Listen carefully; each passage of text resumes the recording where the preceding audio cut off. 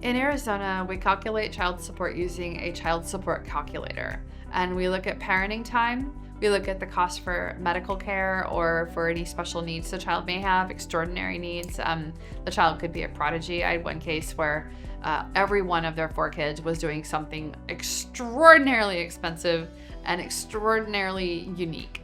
And so, not that unique needs a qualifier, but in those cases, the courts can deviate off of the child support calculator. Generally, though, courts use a child support calculator in Arizona based on parenting time, income, and what costs the child incurs.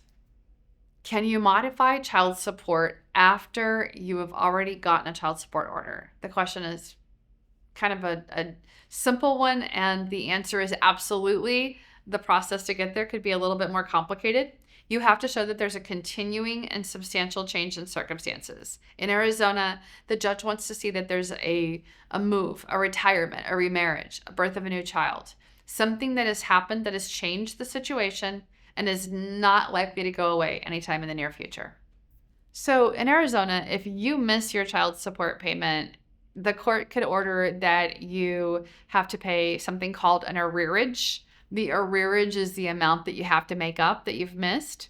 Child support is a technical and it's an interesting combination of parenting time, income, needs of a child in Arizona, but it's also, have you already missed payments? Then you could have to tack on more money in the form of an arrearage to your payments. You could also have more serious consequences like criminal contempt fine. You could even have a fine of having to be incarcerated.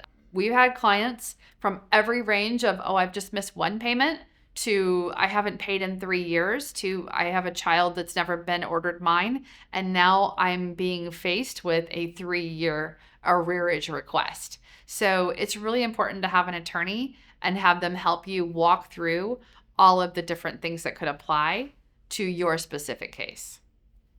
Child support is typically enforced, first of all, by court order. And then if the court order to pay doesn't work, the court could order attorney's fees against the person who owes the child support and hasn't paid. And finally, the court could even order a more serious sanction like contempt of court or even incarceration.